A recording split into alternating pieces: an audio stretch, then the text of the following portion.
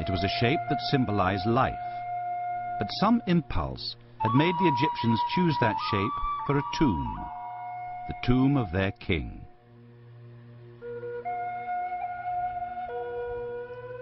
"60 years later, in 2480 BC, the same impulse had brought the new king, Khufu, out to the desert with a carefully chosen retinue.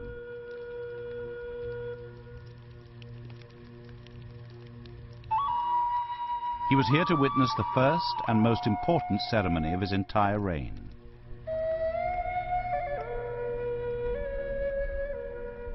Contrary to some recent theories, the pyramids weren't built by people from outer space, but they were built by people obsessed with outer space.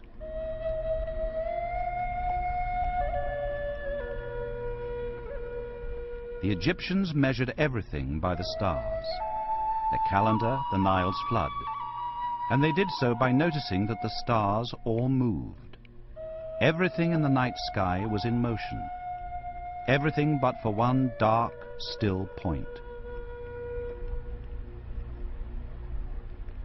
Round that dark, still point, two especially bright stars turned in a constant circle. When one star was directly above the other, a plumb line could be held up against them. It now passed through the dark, still point with perfect accuracy.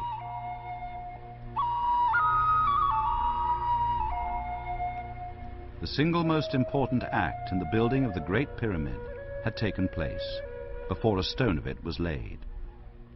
But of this, Nacht and his fellow builders knew nothing.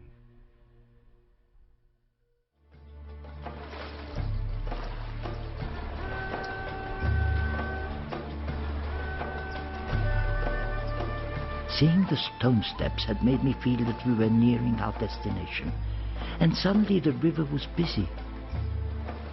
There were boats loaded with everything you can imagine: cattle, goats, pots, produce, timber, stone, so much. More than any person could use in a lifetime. After 11 days drifting north on the Nile current, Nacht would have been a matter of hours from his journey's end. Giza.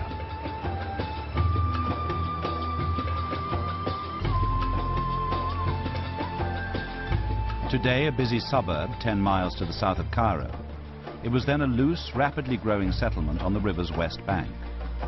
There would have been boatloads of conscripts arriving there every day.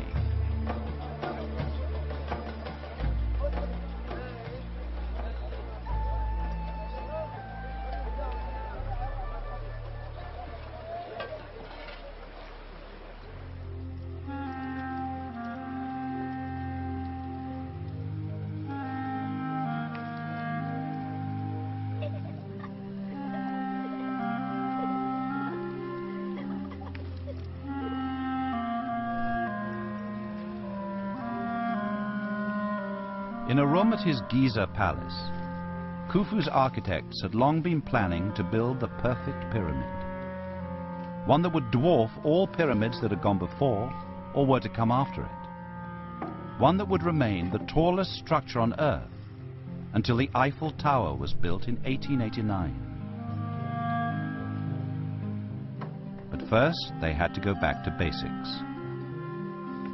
The plan was to build upward from a level base, gradually laying more than 200 horizontal courses of limestone blocks on top of one another, each course a little smaller than the last.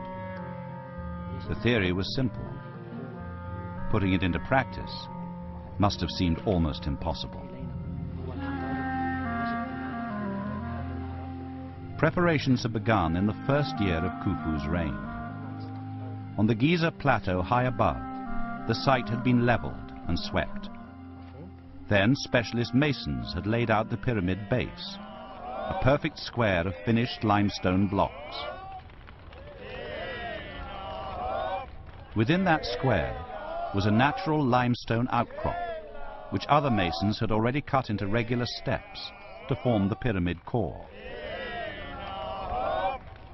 The greatest of all building projects was ready to begin. All that was needed were the builders.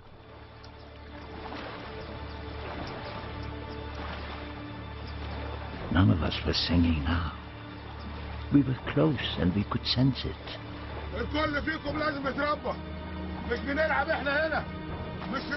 Karim R told us that we had grown soft on the journey and that we would have to become hard now to survive in the service of the king.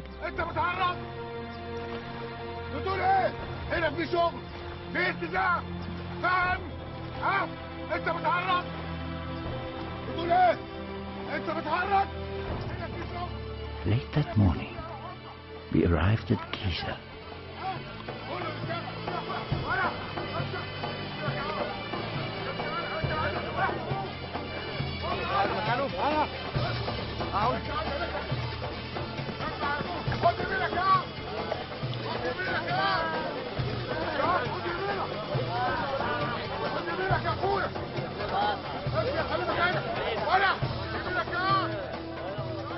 I didn't understand what I was seeing.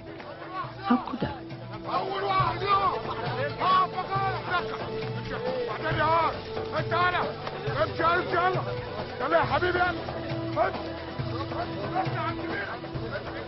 We left the river behind us and started to climb to the desert plateau above. I was uneasy. The desert was where the sun died each night. We all knew the stories of the ghosts that haunted it.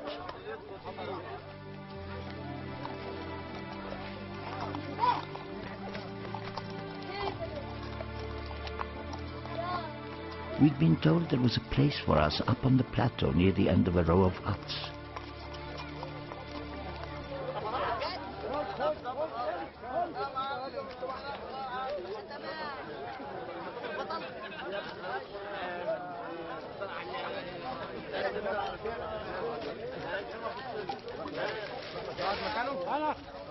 No one took any notice of us.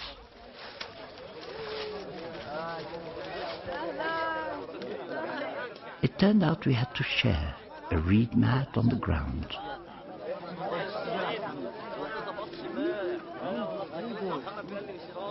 We didn't know what we were supposed to do or what would happen next. That day, there was one last thing that amazed me. I'll never forget it. Everyone around us was eating.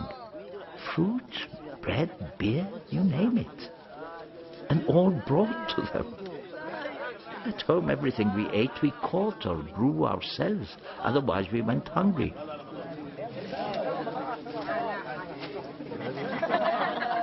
But here, if you worked, you got everything you wanted. Even the firewood in the evening.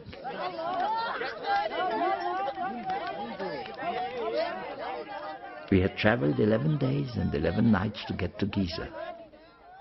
But my real journey was just beginning.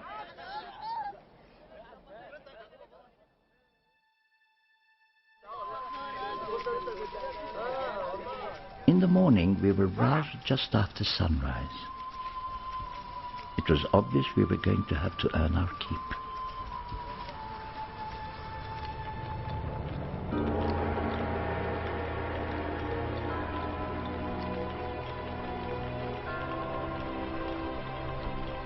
I thought that Giza could hold no more surprises. I was wrong.